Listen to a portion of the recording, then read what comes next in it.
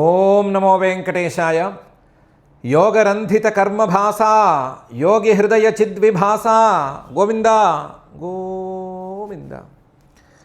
నిర్మాణకర్త జగతః ఫలానాం నిర్యాణహీనో జనిరాత్మమూలః నిర్లాపచిత్తో నిజగానతుష్టః నిర్వాణ సౌఖ్యాయ భవాన్ ప్రతీతః అని భక్తజనమానస సరసీరుహ నివాసుడైన శ్రీనివాసుని భక్తిగా మనసులో భావించుకుని ప్రార్థించుకుంటూ శ్రీశుకుల వారు ఉపదేశం చేసిన శ్రీమద్భాగవతం యొక్క అధ్యయన కార్యక్రమాన్ని మనం చేసుకుందాము. యథాప్రకారం ప్రార్థనా శ్లోకాలను చదువుకుని మంగళాచరణం చేసుకుందాము. శ్రీ గురు ప్రార్థన. గురుర్బ్రహ్మా గురుర్విష్ణు గురుర్దేవో మహేశ్వర గురుస్సాక్షాత్ పరం బ్రహ్మ తస్మై శ్రీ గురవే నమః.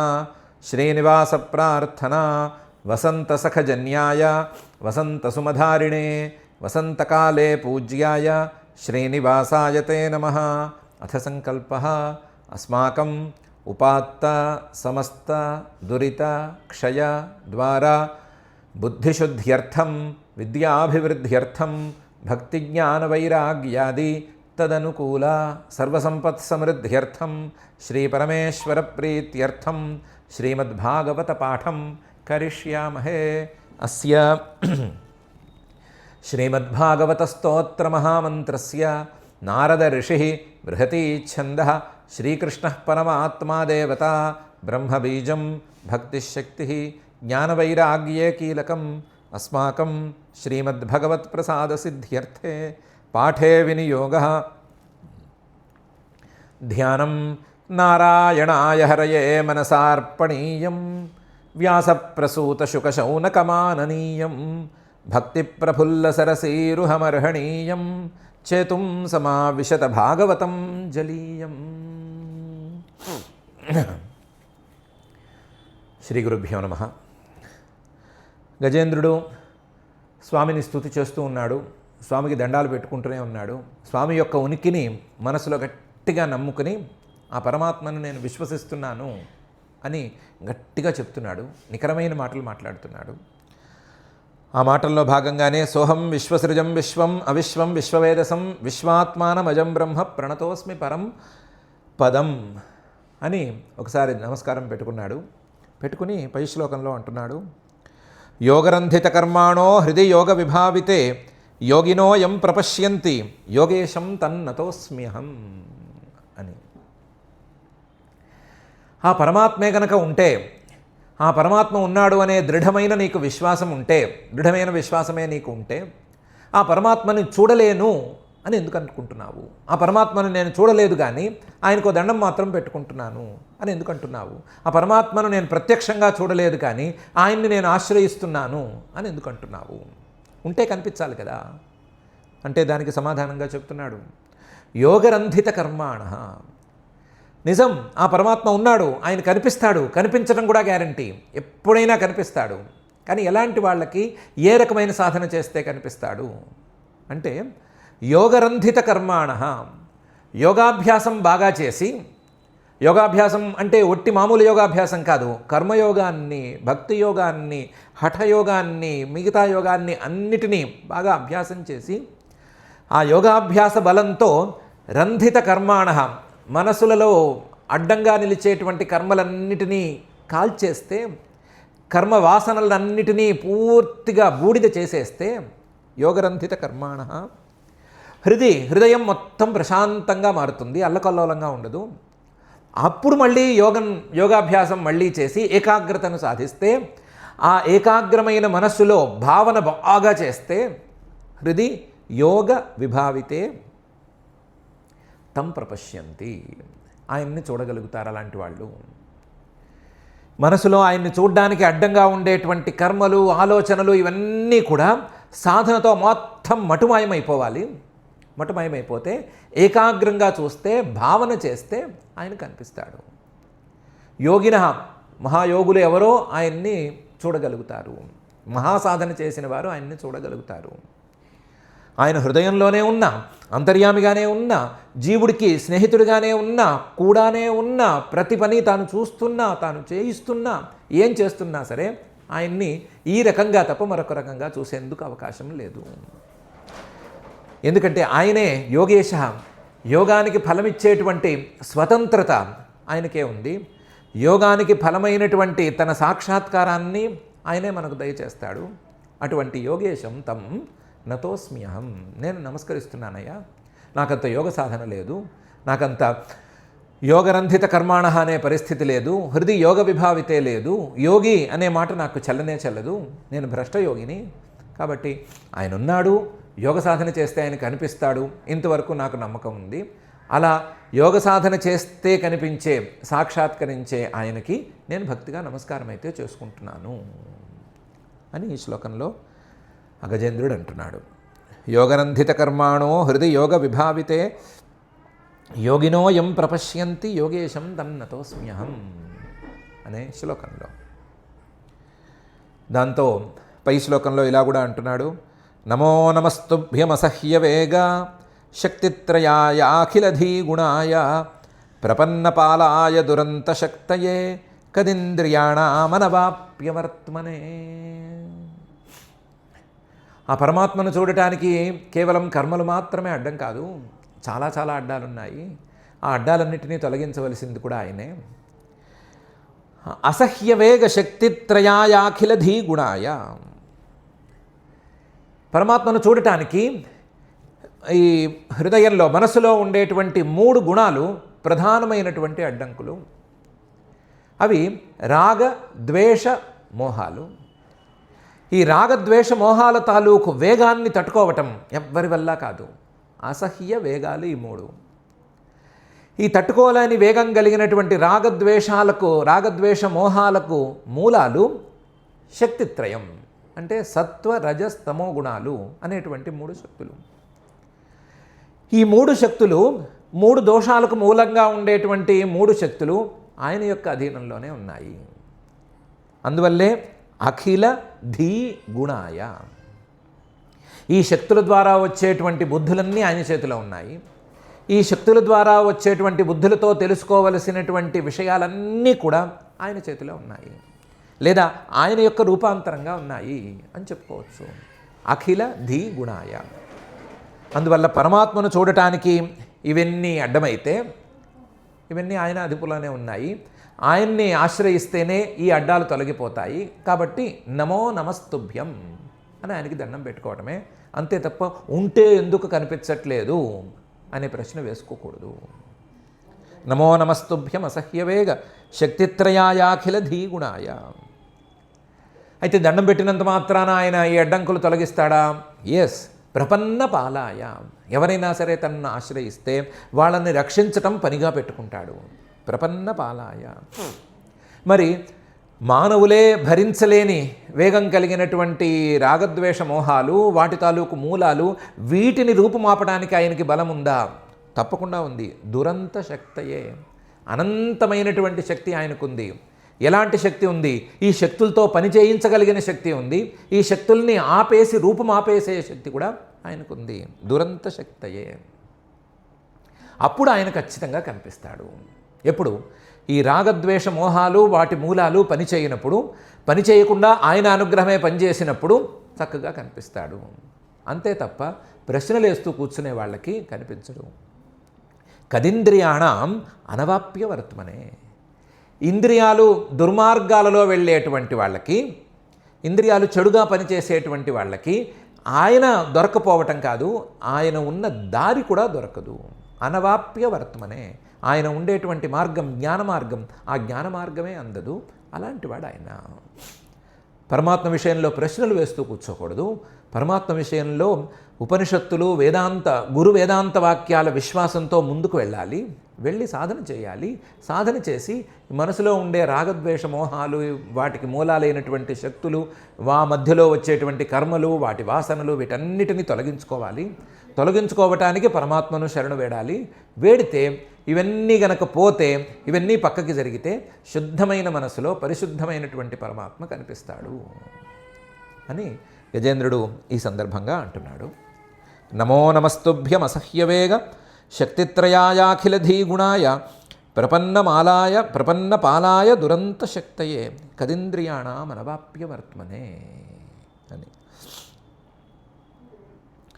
నాయం వేద స్వమాత్మానం యచ్ఛక్త్యాహం ధియా హతం తం దురత్యయ మాహాత్మ్యం భగవంతమితోస్మ్యహం అని తన స్తుతివాక్యాల్లో చివరి వాక్యంలో ఇంకా కూడా లోతుగా ఉండేటువంటి విషయాన్ని స్పృశిస్తున్నాడు.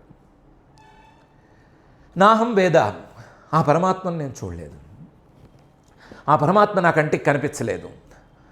ఆ పరమాత్మ నా కంటికి కనిపించలేదు అంటే నాకేదో చాలా దూరంగా ఉన్నవాడు అని కూడా ఏమీ కాదు.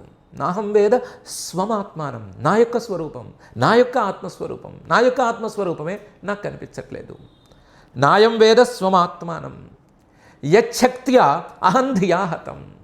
ఎందుకు కనిపించట్లేదు అంటే నాకు నేను అనే అక్కర్లేని బుద్ధి ఒకటి ఏర్పడింది. అహం ధియా హతః, నేను అనేటువంటి భావనతో నేను పూర్తిగా నష్టపోయాను, దెబ్బపడిపోయాను. ఆ నేను అనేటువంటి భావనకి మూలం ఏమిటి ఏమిటి ఏమిటి అని వెతుక్కుంటూ పోతే యచ్ఛక్త్యా, ఆ పరమాత్మ తాలూకు ఒక మాయాశక్తే కారణం అని తేలింది.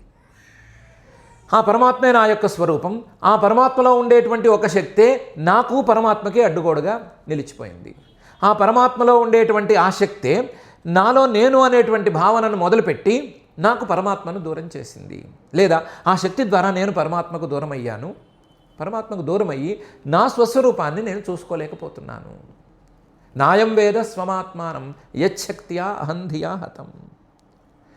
ఇలాంటి వాడిని ఏమనం పట్టుకోవాలి, ఎలా పట్టుకోవాలి, ఎలా అర్థం చేసుకోవాలి? ఇన్ని నేనా ఆయన యొక్క రూపాన్ని, లేదా నా యొక్క రూపం ఆయన, కానీ నాకే ఆయన కనిపించడం లేదు, కనిపించకపోవటానికి ఆయన శక్తే అడ్డం అనే తీరులో ఉంటే ఎలా అర్థం చేసుకోవాలి? తం దురత్యయ మాహాత్మ్యం, ఆయన గొప్పదనం కానీ ఆయనకుండే విశేషం కానీ ఏం అర్థమే కావటం లేదు, తెలుసుకోవటానికి వీలుగా కూడా లేవు. అలాంటి దురత్యయ మాహాత్మ్యం. కానీ భగవంతం సర్వసమర్థుడు అనే మాట మాత్రం తెలుస్తోంది. ఈ శక్తిని పట్టుకుని తన చేతిలో ఉంచుకున్నాడు, కావాలంటే శక్తులతో పనిచేయిస్తాడు, కావాలంటే శక్తుల్ని రూపుమాపుతాడు, అన్ని రకాల సామర్థ్యము ఉంది. కాబట్టి భగవంతం ఆయన సర్వసమర్థుడు కాబట్టి ఇతోస్మ్యహం, ఆయన్నే నేను శరణు వేడుతున్నాను అని అన్నాడు. నాయం వేద స్వమాత్మానం యచ్ఛక్త్యాహం ధియా హతం తం దురత్యయ మాహాత్మ్యం భగవంతమితోస్మ్యహం అనేటువంటి ఈ శ్లోకంలో. ఈ శ్లోకంతో ఆయన చేయదలుచుకున్న స్తుతి వాక్యాలన్నీ దాదాపుగా పూర్తయిపోయినాయి. ఇంకొక చిన్న ముఖ్య మిగిలి ఉంది. ఈ లోపలే ఏం జరిగింది అనే విషయాన్ని శ్రీశుక ఉవాచ, శ్రీశుకుల వారు చెప్తున్నారు. ఏవం గజేంద్రముపవర్ణిత నిర్విశేషం బ్రహ్మాదయో వివిధలింగభిదాభిమానాః నైతే యదోపససృపుర్నిఖిలాత్మకత్వాత్ తత్రాఖిలామరమయో హరిరావిరాసీత్. శ్రీశుకుల వారు అంటున్నారు, మీరు గమనించారో లేదో, ఒక్క మాట కూడా ఫలానా దేవుడు అని ఈయన మాట్లాడలేదు. ఏవం, ఇన్ని మాటలు మాట్లాడాడు, ఇన్ని శ్లోకాలు చెప్పాడు కదా. ఈ అధ్యాయమంతా దాదాపుగా సుమారుగా ఇప్పటికీ 29-28 శ్లోకాల వరకు ఈయన మాటలే ఉన్నాయి కదా. ఉపవర్ణితం, దాంట్లో వర్ణన కింద చేశాడు కదా. కానీ దేన్ని చేశాడు? ఉపవర్ణిత నిర్విశేషం, నిర్విశేషమైనటువంటి ఆత్మతత్వాన్ని మాత్రమే వర్ణించాడు, నిర్విశేషమైనటువంటి ఆత్మతత్వాన్ని మాత్రమే ప్రార్థించాడు. దాంతో ఈ పిలుపు ఎవరికి చెందుతుంది, లేదా ఈ స్తుతి ఎవరికి చెందుతుంది అనేటువంటి చర్చ పైలోకాల్లో మొదలైంది. దాంతో బ్రహ్మాదయ వివిధ లింగ భిదాభిమానాః, బ్రహ్మాది దేవతలు, బ్రహ్మగారు కానీ, ఇంద్రుడు కానీ, అగ్ని కానీ, సూర్యుడు కానీ, వీళ్ళు కానీ, వాళ్ళు కానీ, వీళ్ళెవరూ కూడా మేము కావంటే మేము కాము అనుకున్నారు. ఎందుకంటే మాకంటూ ఒక శరీరం ఉంటూ ఉంది, మాకంటూ కొన్ని లక్షణాలు ఉన్నాయి, మాకంటూ ఇన్ని చేతులు ఉంటాయి, మా చేతుల్లో ఇన్ని రకాల ఆయుధాలు ఉంటాయి, లేదా ఇన్ని రకాల ఆభరణాలు ఉంటాయి. ఇవేవి ఆయన మాటల్లో లేవు. ఆయన మాటల్లో మొత్తం నిర్విశేష అన్నట్లుగానే ఉంది. కేవలం శక్తి మూలము లేదా విశ్వ సృష్టి, దీని గురించి ఆయన మాట్లాడుతున్నాడు.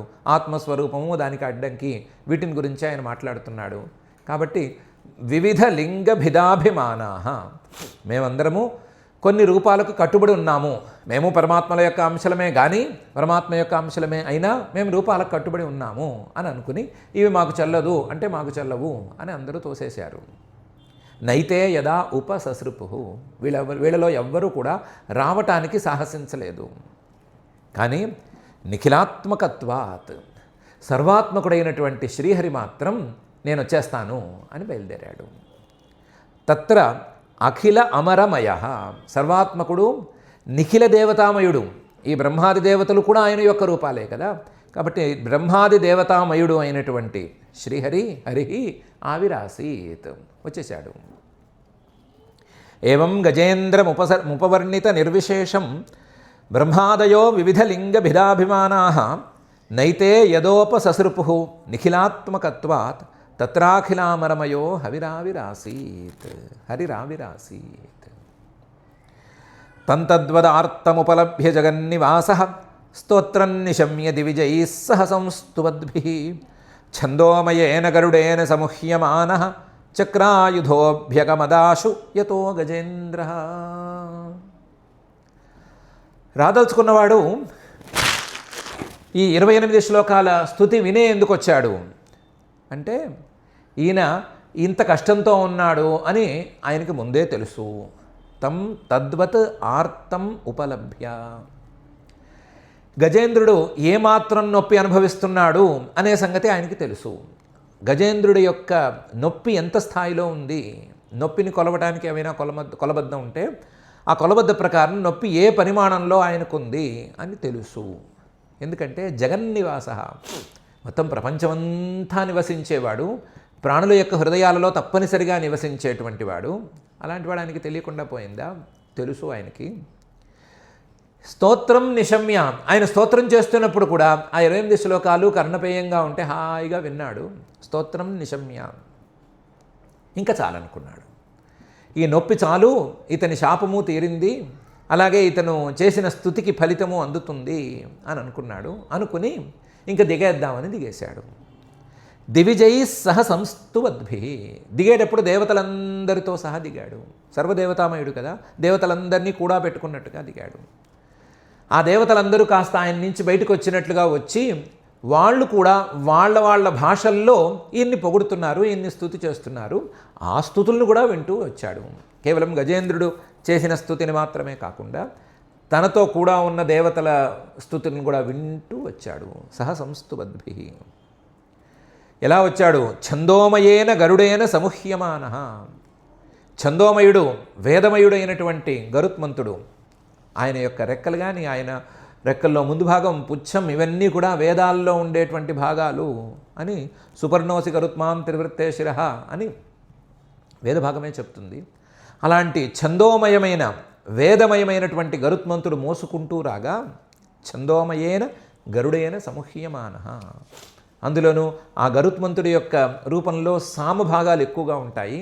ఆ సామభాగాలు కొంచెం వేగంగా వస్తాయి. ఆ వేగంగా వచ్చేటువంటి గరుత్మంతుడు మోసుకొని తీసుకొస్తూ ఉంటే ఛందోమయేన గరుడేన సముహ్యమాన చక్రాయుధ, చక్రాయుధాన్ని ధరించి, మరి ఇప్పుడు ఉద్ధరణ చేయాలి కదా, అందుకని చక్రాయుధాన్ని ధరించి చక్రాయుధ అభ్యగమత్, వచ్చాడు. ఆశు చాలా వేగంగా వచ్చాడు. యతో గజేంద్ర, గజేంద్రుడు ఎక్కడున్నాడో, ఏ చెరువు దగ్గర ఉన్నాడో, ఋతుమత్ అనే ఉద్యానవనంలో ఉండే సరస్సు దగ్గర ఉన్నాడు అనుకున్నాం కదా, అక్కడికి చాలా పరుగులు పెట్టుకుంటున్నట్టుగా వచ్చేసాడు. తంతద్వదార్తముపలభ్య జగన్నివాస స్తోత్రం నిశమ్య దివిజైః సహ సంస్తువద్భి ఛందోమయేన గరుడేన సముహ్యమాన అగమదాశు యతో గజేంద్ర. చూశాడు కానీ అంతవరకు అనుకున్నది వేరు, అక్కడ కనిపించేసరికి పరమాత్మకే పాపం జాలి ఎక్కువైపోయింది. సోంతఃసరస్యురుబలేన గృహీత ఆర్తః దృష్ట్వా గరుత్మతి హరిం ఖ ఉపాత్త చక్రం ఉత్క్షిప్య సాంబుజకరం గిరమాహ కృచ్ఛ్రాత్ నారాయణాఖిల గురో భగవన్ నమస్తే అని గజేంద్రుడు అనేసరికి ఆయనకి జాలి పెరిగిపోయింది. సహా అంతఃసరసి, ఈయన వచ్చేసరికి, వస్తూ ఉండేసరికి లేదా దారిలో చివరిదాకా వచ్చేసరికి అంతఃసరసి, ఆ చెరువులో సహా ఆ గజేంద్రుడు ఉరుబలేన తనకంటే బలం ఎక్కువగా ఉండేటువంటి ఒక మొసలి చేత చిక్కి ఉన్నాడు. గృహీత ఆ మొసలి కోరలకి చిక్కి ఆర్త నొప్పి విలవిల్లాడిపోతున్నాడు నొప్పితో. ఆర్త కానీ దృష్ట్వా ఒకసారి తల పైకెత్తి చూశాడు. చూసేసరికి గరుత్మంతుడి మీద హరి శ్రీహరి ఉన్నాడు. అందులోనూ ఖే ఆకాశంలోనే ఉన్నారు ఇద్దరు. గరుత్మంతుడు ఆకాశంలో ఎగురుతూనే ఉన్నాడు. ఈయనేమో చక్రాయుధాన్ని ఇలా పట్టుకుని వేసేస్తాను అన్నట్టుగా ఈయన రెడీగా ఉన్నాడు. ఖే ఉపాత్త చక్రం తీసుకుని నిన్ను రక్షించడానికి నేను వస్తున్నానయ్యా అన్నట్లుగా ఉన్నాడు. ఉండేసరికి ఉత్క్షిప్య ఎలాగూ తామర పూలతో నిండి ఉన్న చెరువు కదా అది, తొండానికి అందిన తామర పువ్వు ఒకదాన్ని ఉత్క్షిప్య లాగి సాంబుజకరం ఆ తామర పువ్వుతో సహా తన తొండాన్ని ఇలా పైకెత్తాడు. సాంబుజకరం ఆ తొండం ఇలా పైకెత్తి గిరమాహ చివరి వాక్యం పలికాడు. చివరి వాక్యం పలికేసరికి ఆయనకి ఇలా ఒక్కింతయు లేదు అనే పరిస్థితి వచ్చేసింది. కృచ్ఛ్రాత్ చాలా కష్టపడి చివరి వాక్యం పలికాడు. ఏమని పలికాడు?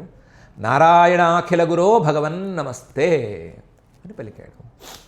నారాయణ, ఓ నారాయణుడా, అఖిల గురో అందరికీ గురువైనటువంటి వాడా, అందరికంటే పెద్దవాడైన వాడా, భగవన్ సమర్థుడా, తే నమః నీకు నమస్కారము అన్నాడు.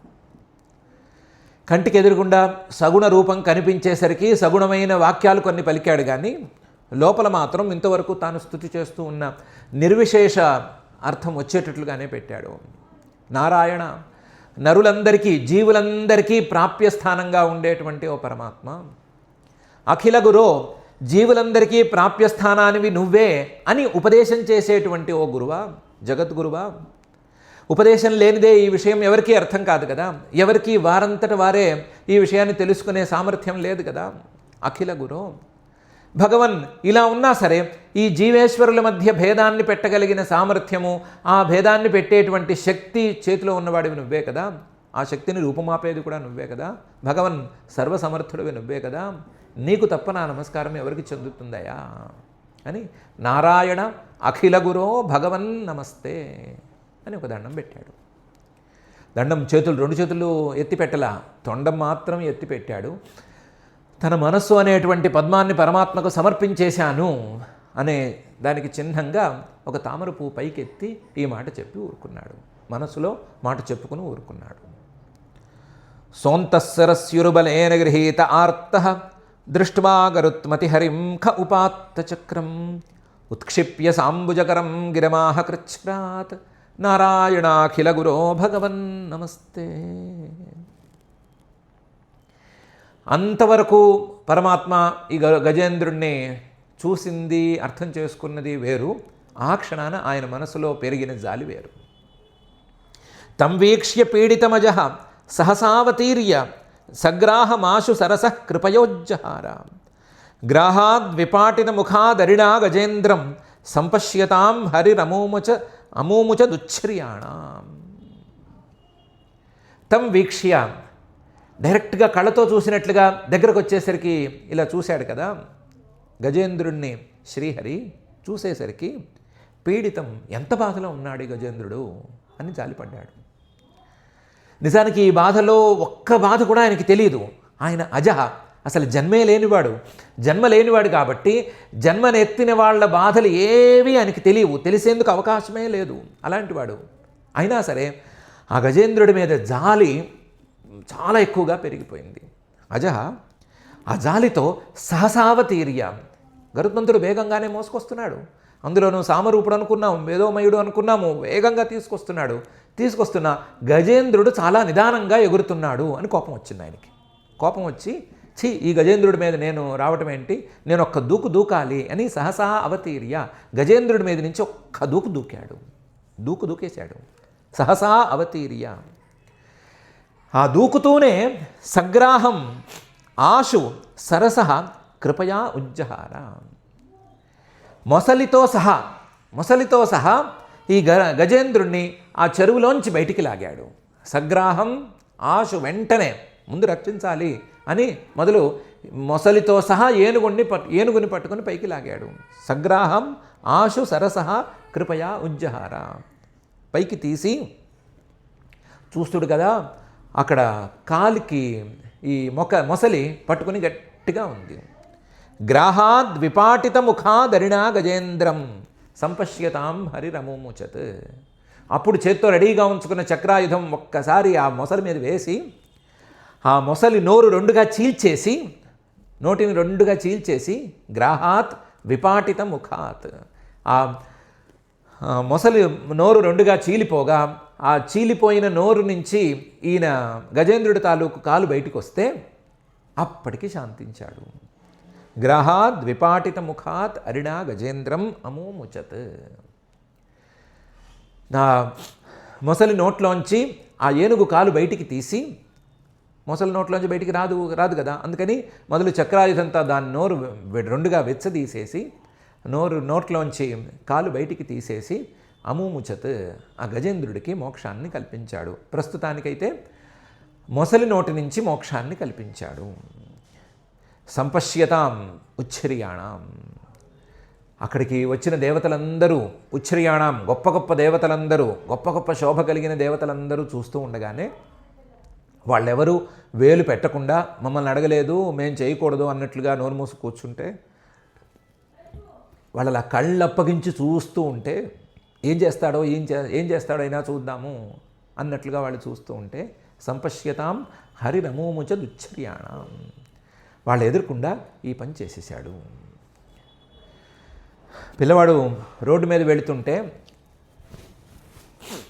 ఏదో చిన్న కుక్కో లేకపోతే మరొక దూడ లాంటిదో ఏదో ఢీ కొనటానికి రాబోతోంది. పిల్లవాడు నాన్న అని గట్టిగా అరిచాడు, లేదా అమ్మ అని గట్టిగా అరిచాడు. అప్పుడే వేగంగా ఫాస్ట్గా బండి మీద వస్తున్న తండ్రి దాన్ని చూసి ఏం చేస్తాడు అంటే, బండి నిదానంగా ఆపి దాన్ని పార్క్ చేసి సరిగ్గా పడిందా లేదా చూసి నిదానంగా నాయన అని నిదానంగా లాగుతాడా? లాగడు కదా. ఏం చేస్తాడు, ఆ బండిని అలా వదిలేసి, అది పార్క్ అయిందో లేదో, కింద పడిందో ఏమైందో తెలియదు, దాన్ని ఆఫ్ కూడా చేయకుండా దానిని అక్కడ పారేసి పరిగెత్తుకెళ్ళి తన పిల్లాన్ని కాపాడుకుంటాడు కదా. అలా ఈయన కూడా వాహనం మీద నుంచి ఒక్క దూకి పరిగెత్తుకుంటూ వెళ్ళి ఆయన్ని బయటికి లాగి గజేంద్రుణ్ణి కింద కాలు దగ్గర ఉండే ఆ మొసలి తాలూకు నోటిని రెండుగా చీల్చి ఆ నోట్లోంచి ఈయన కాలుని విడదీసి ఆయనకి నక్రాత్ మోక్ష అనే దాన్ని కల్పించాడు అని శ్రీశుకుల వారు ఈ శ్లోకంలో చెప్తున్నారు. తం వీక్ష్య పీడితమజ సహసావతీర్య సగ్రాహమాశు సరసః కృపయోజ్జహార గ్రాహాద్ విపాటిత ముఖాదరిణా గజేంద్రం సంపశ్యతాం హరిరమూచదం ఉచ్ఛ్రియాణం అని. దీంతో 33 శ్లోకాలున్న 3వ అధ్యాయం పూర్తవుతుంది. గజేంద్ర మోక్షం కూడా పూర్తయిపోయినట్లే. దీని తాలూకు పుచ్చమే తర్వాత మిగిలేది. ఈ గజేంద్ర మోక్షం అనే పేరు కలిగిన అధ్యాయంలో గజేంద్రుడు ఆ పరమాత్మని, నిర్విశేషమైన పరమాత్మను స్తుతి చేయటం, ఆ స్తుతి విన్న పరమాత్మ కిందకి రావటం, వచ్చినవాడు వచ్చినట్లుగానే గజేంద్రుణ్ణి కష్టం నుంచి గట్టెక్కించటం అనేటువంటి అంశాలున్నాయి. పేరుకి ఇన్ని చిన్ని అంశాలు ఉన్నాయి, కానీ పరమాత్మతత్వం విషయంలో చూసుకుంటే లెక్కలేనన్ని, వెలకట్టలేనన్ని రత్నాలు లాంటి విషయాలు చాలా ఉన్నాయి.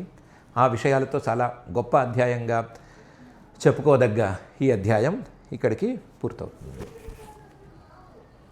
ఇందులో వర్ణనకు వచ్చేసరికి తెలుగు భాగవతానికి దీనికి చిన్న చిన్న తేడాలు ఉన్నాయి. ఆ తేడాలని గురించి పెద్దగా మనం చర్చించుకోక్కర్లేదు.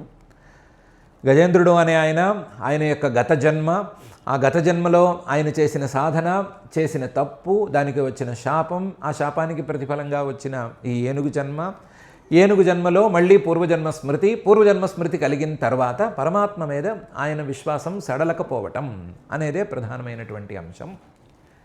తెలుగు భాగవతంలో వినుదట జీవుల మాటలు, చనుదట చనరాని చోట్ల శరణార్థుల కోయనుదట పిలిచిన సందేహమయ్యే సర్వము గనుదట సందేహమయ్యే కరుణావార్ధి లాంటి పద్యాలు కొన్ని ఉన్నాయి. అవన్నీ వర్ణన ప్రధానమైనటువంటి పద్యాలు, లేదా మనసులో ఉండేటువంటి భక్తిభావాన్ని తెలియజేసేటువంటి పద్యాలు. మూలానికి దానికి పెద్దగా సంబంధం ఉన్నట్లు లేదు. అలాగే శ్రీహరి పైనుంచి కిందకి రావటాన్ని వర్ణించిన విధానం కూడా మూల భాగవతంలో కనిపించడం లేదు. అల వైకుంఠపురంబులో నగరులో యా మూల సౌధంబుదాపల మందారవనాంతరామృత సరఃప్రాంతేందు కాంతోపలోత్పల పర్యంకరమా వినోది ఆపన్న ప్రపన్నుండు విహ్వన లాగేంద్రుడు పాహి పాహి అన కుయ్యాలించి సంరంభియ్యై సిరికింజప్పడు శంఖచక్రయుగముంచేదోయి సంధింపడే పరివారమ్మును జీరడభ్రగపతిం అన్నింపడా కర్ణికాంతర ధమ్మిల్లము జక్కనొత్తడు వివాద ప్రోత్థిత శ్రీ కుచోపరి చేలాంచలమైన వీడడు గజ ప్రాణావనోత్సాహియ్యై అని చెప్పిన వర్ణన ప్రకారం ఏమీ కనిపించడం లేదు.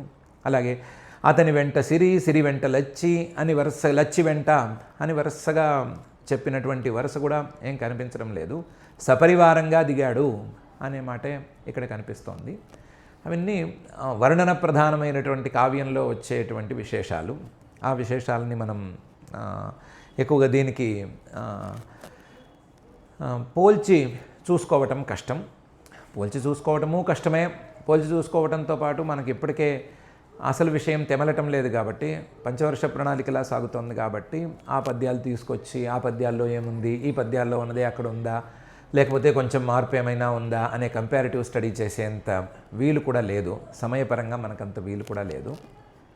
కానీ దేనికి దానికి ఆ వర్ణన గొప్పదనాన్ని వర్ణించుకోవాలి. లక్ష్మీదేవి యొక్క పరిస్థితి, ఆవిడ యొక్క అడుగు ముందుకు పడటం పడకపోవటం, అందులో ఆవిడ పడినటువంటి తపన, ఆవిడ యొక్క అందం, లక్ష్మీదేవి వర్ణన, ఇవన్నీ తెలుగు భాగవతంలో చాలా అందంగా ఉన్నాయి. అవి వర్ణన వరకు పనికొస్తాయి. మూలంలో మాత్రం ఆయన సపరివారంగా వచ్చాడు. వచ్చినవాడు గరుత్మంతుడి మీద వచ్చాడు, చక్రాయుధాన్ని చేత పట్టుకుని వచ్చాడు. వచ్చినవాడు హడావిడిగా ఒక్క దూకాడు. దూకి తన చక్రాయుధంతో ఈ బాధను తొలగించాడు అనేంతవరకే మనకు కనిపిస్తోంది. కాబట్టి మనం అంతవరకు మనసులో పెట్టుకుంటే సరిపోతుంది. అయితే ఈరోజు గజేంద్రుడు చెప్పిన మాటల్లో యోగం కానీ లేదా అహం బుద్ధి కానీ వీటిని గురించి మనం చాలాసార్లు చర్చించేసేసుకున్నాము. యోగంతో మనసుల్లో ఏమేం మార్పులు జరుగుతాయి, యోగరంధిత కర్మాణ, ఇవన్నీ మనకేం కొత్త విషయం కాదు. అలాగే యచ్ఛక్త్యా అహంధియా హతం అనేది కూడా లోతైన విషయమే అయినా మనం దాన్ని ఇప్పటికే చర్చించుకుని స్పృశించుకునైనా కనీసం ఉన్నాం మనం. కాబట్టి దానికంటే ముఖ్యమైన విషయం ఒకదాన్ని మనం చర్చించుకోవాలి. గజేంద్రుడు స్వామి కనిపిస్తే, ఆయన యొక్క పరమాత్మ యొక్క సగుణ రూపం ఒకటి కనిపిస్తే ఏం చేశాడు? ఆయన ఉన్న పరిస్థితికి ఒక చెరువులో ఉన్నాడు కాబట్టి, చెరువులో తామర పువ్వు ఉంది కాబట్టి ఆ తామర పువ్వులలో ఒక తామర పువ్వు పీకి ఆయనకి తొండంతో పైకెత్తి పట్టాడు. మనకు అలాంటి ఫోటోలు కూడా దొరుకుతాయి. గజేంద్రుడు కింద మొసలి, ఓ తామర పువ్వు పైకెత్తి పట్టుకుని ఉండటం, పైన గరుత్మంతుడి మీద దేవుడు అలా కనిపిస్తారు. మంచి ఫోటో కూడా మనకు దొరుకుతుంది. అది ఆయనకి దొరికిన అవకాశం. మరి మనకి అవకాశం ఏది? మనకి పొరపాటున స్వామి కనిపిస్తే, మనం ఏమైనా పొరపాటున భక్తిభావంతో ఆయన్ని పిలిస్తే ఆయన వచ్చి మన కంటికి కనిపిస్తే మనం ఏం చూపించాలి, మనం ఏం సమర్పించాలి, మనం ఏం చేయాలి అనేది మనకి చర్చనీయాంశం. అసలు ఆయనని పిలవాలంటే మనం ఏం చేయాలి అనేది కూడా చర్చించుకోవలసిన అంశం. ఆయన మీద భక్తి అనేది కలగాలంటే ఏం చేయాలి అనేది కూడా చర్చించుకోవాల్సిన అంశం. దానికి వీలుగానే మనం ప్రార్థనా శ్లోకంలో నారాయణాయ హరయే మనసార్పణీయం వ్యాసప్రసూత శుకశౌనకమాననీయం భక్తి ప్రఫుల్ల సరసైరుహమద్వితి అర్హణీయం చేతుం సమావిశత భాగవతం జలీయం అని రోజు చదువుకుంటున్నాం.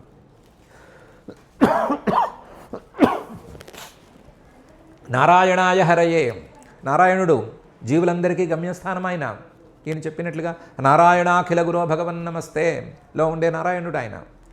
హరిహి, ఎలాంటి హరి? భక్తుల పాపాలని, భక్తుల యొక్క కష్టాలని, భక్తుల యొక్క రాగద్వేష మోహాలని, భక్తుల యొక్క సంసార తాపాలని అన్నిటినీ హరించేటువంటి హరి. అలాంటి హరి గనక ప్రత్యక్షం అవ్వాలన్నా లేదా ప్రత్యక్షం అయిన తర్వాత అయినా హరయే మనసా అర్పణీయం, మనస్సుతో అర్పించుకోవాలి. గజేంద్రుడు కూడా మనస్సుతో కదా ప్రధానంగా అర్పించుకున్నాడు.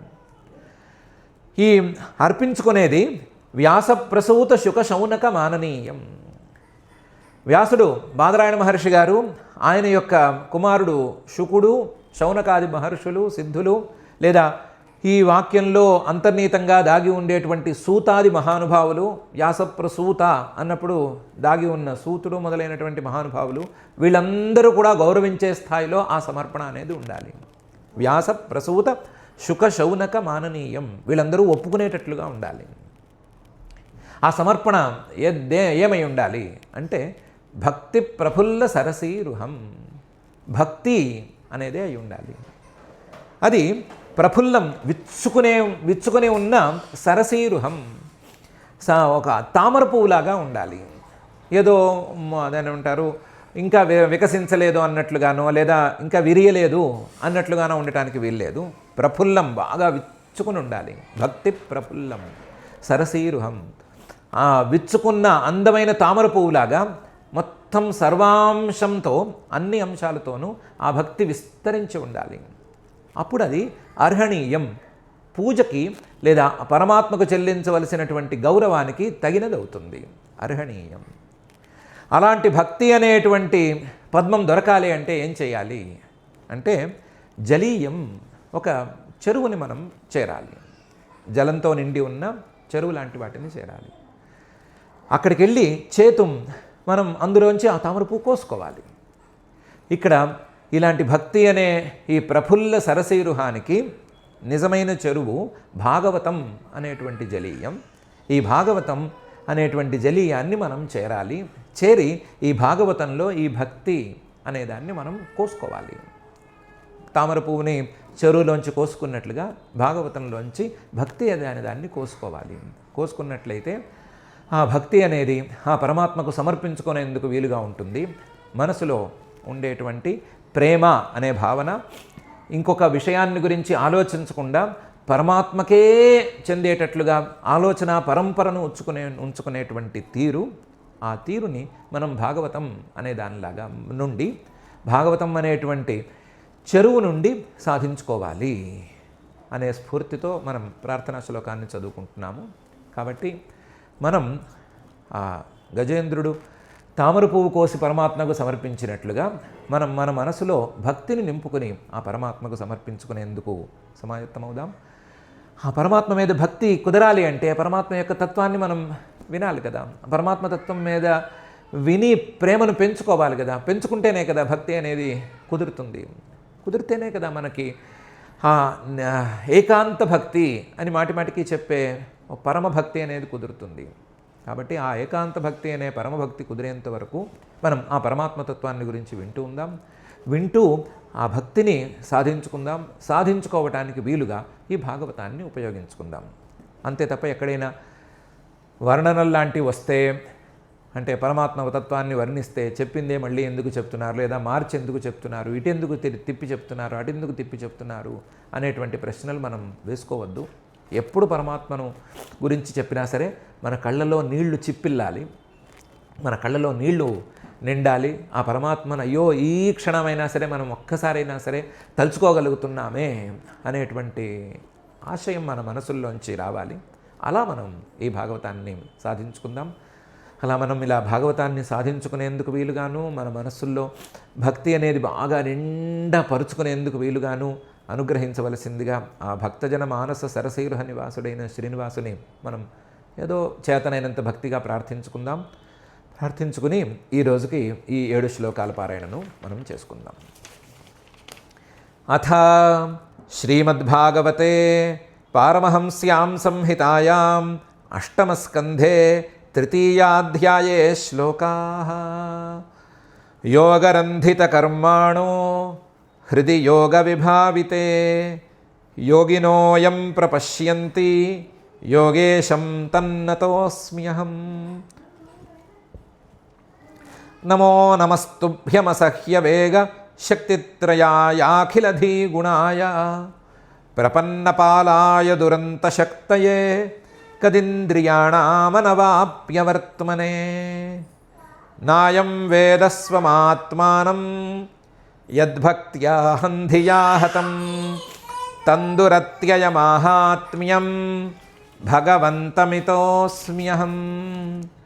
శ్రీశుక ఉవాచ ఏవం గజేంద్రముపవర్ణిత నిర్విశేషం బ్రహ్మాదయో వివిధలింగభిదాభిమానాః నైతే యదోపససృపుర్నిఖిలాత్మకత్వాత్ తత్రాఖిలామరమయో హరిరావిరాసీత్ తంతద్వదార్తముపలభ్య జగన్నివాసః స్తోత్రం నిశమ్య దివిజైః సహ సంస్తుమద్భిః ఛందోమయేన గరుడేన సముహ్యమానః చక్రాయుధోభ్యగమదాశు యతో గజేంద్రః సోంతః సరస్యురుబలేన గృహీత ఆర్తో దృష్ట్వా గరుత్మతిహరిం ఖ ఉపాత్త చక్రం ఉత్క్షిప్య సాంబుజకరం గిరమాహ కృచ్ఛ్రాత్ నారాయణాఖిల గురో భగవన్ నమస్తే. తం వీక్ష్య పీడితమజం అజః సహసావతీర్య తం వీక్ష్య పీడితమజః సహసావతీర్య సగ్రాహమాశు సరసః కృపయోజ్జహార గ్రాహాద్విపాటితముఖాదరిణా గజేంద్రం సంపశ్యతాం హరిరమూముచదుచ్ఛ్రియాణాం. ఇతి శ్రీమద్భాగవతే పారమహంస్యాం సంహితాయాం అష్టమస్కంధే తృతీయాధ్యాయే శ్లోకాః. అథ క్షమా ప్రార్థనా యదక్షరపదభ్రష్టం మాత్రాహీనం చ యద్భవేత్ తత్సర్వం క్షమ్యతాం దేవ నారాయణ నమోऽस्तुते. అథ భగవత్సమర్పణం కాయేన వాచా మనసేంద్రియైర్వా బుద్ధ్యాత్మనా వా ప్రకృతే స్వభావాత్ కరోమి యద్యత్ సకలం పరస్మై నారాయణాయేతి సమర్పయామి. అథ లోకక్షేమ ప్రార్థనా సర్వే భవంతు సుఖినః సర్వే సంతు నిరామయాః సర్వే భద్రాణి పశ్యంతు మా కశ్చిద్ దుఃఖభాగ్ భవేత్. అథ మంగళం శ్రియః కాంతాయ కళ్యాణ నిధయే నిధయేర్థినాం శ్రీవేంకటనివాసాయ శ్రీనివాసాయ మంగళం.